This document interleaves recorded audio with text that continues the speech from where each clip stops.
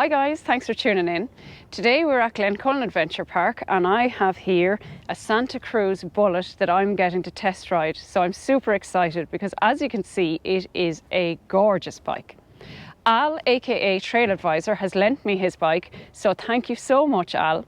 He has his own YouTube channel called Trail Advisor where he rides and rates trails all around Ireland, so go check him out. But first of all, I want you to watch my video. So we're going to take it up to the trails, try it out and see how I get on.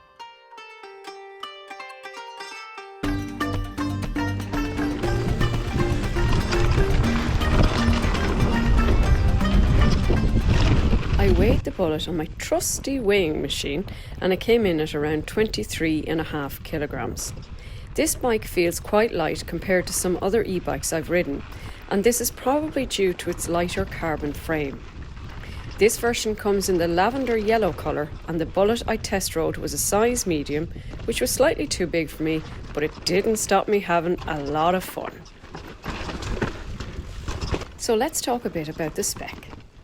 The bike I'm riding is the Santa Cruz Bullit 3 CCS kit. This bike comes with a mullet setup, which is a 29-inch wheel on the front and a 27.5 on the rear. This allows the bike to have loads of grip on the front end while feeling playful around tighter corners, and it also means you have less chance to buzz your bum if you get slightly too far back on drop-offs.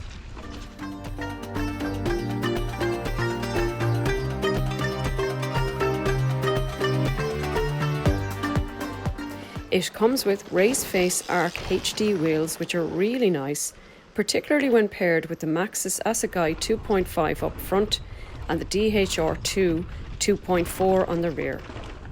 It's a great all-condition setup, and Santa Cruz really didn't scrimp on the rubber, with both coming in the double-down casing, which makes it that bit more puncture resistant. The bike I test rode has had the DHR2 on the rear changed out for an amazing 2.4 Magic Mary with super gravity casing, which is one of my favourite tyres and really suits Irish conditions. This bike has 170mm of travel up front with the Fox 38 Float Performance fork. And this is just an unbelievable fork. I really love it, and it's the same one that I have on my Orbea Rallon. It has given me confidence to push my bike pretty hard and allows me to get away without being super precise.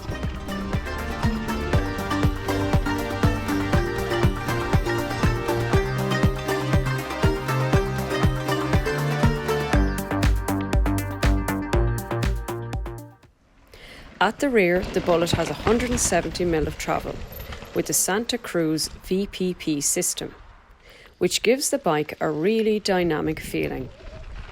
It came with a RockShox Super Deluxe Select Plus air shock, which didn't require any tinkering for the bike to feel amazing. This shock gave the bike a really supple yet playful feel, and when I pushed it on some jumps, the bike just took off. Now, on to the heart of an e-bike, the motor and the battery. The Santa Cruz Bullit comes with a new Shimano EP8 motor, and it is a very natural feeling and quiet motor when pedalling. Yes, there is a bit of a rattle when going downhill. However, you soon become immune to this, particularly if you use any kind of motor protector. On this bike, Al has an Amigos motor guard, which offers excellent protection from rock strikes, while also quietening down the rattle while descending.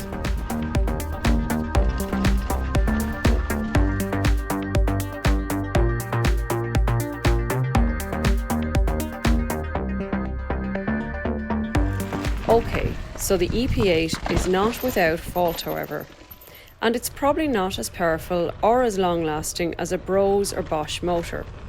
But on a positive side, it's really customizable, and I love how you can flip between two profiles by using the on-bike controls. This allows you to use Profile 1 for longer spins and then use Profile 2 for shorter blasts, which is more powerful. While on the subject of motors, I was delighted to see this bike came stock with Shimano rather than the E13 cranks. While not directly related to a motor, I found the Shimano cranks so much more reliable when paired with the EP8. I've had a bit of history with the E13 cranks falling off mid-ride on the Meta Power SX and the Orbea Rise.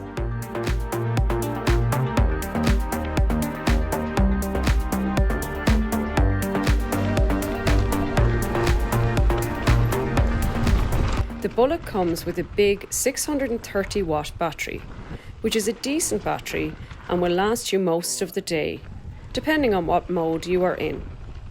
I do find that I need to be a bit more conservative with this battery on longer spins than I would when riding my Kenevo. The Shimano battery also seems to drop the last 2 remaining bars quite quickly, particularly when the temperature drops below 5 degrees Celsius.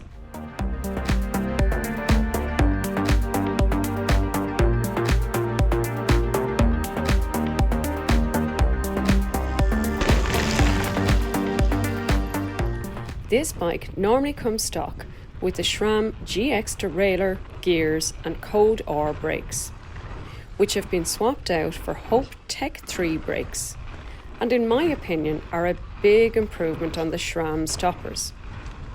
I'm not a huge fan of Code brakes on e-bikes, as I find that the modular feel just takes too long for me to stop and it can be a little scary.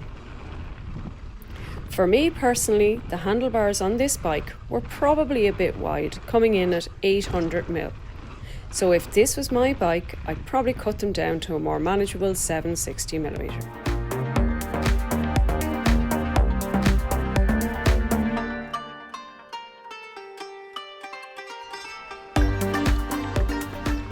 In terms of geometry, this bike is bang on. It has a 450mm reach and 64-degree head angle with a 449mm rear centre, which gives the bike stability and manoeuvrability. In terms of sizing, this bike did feel a bit big for me.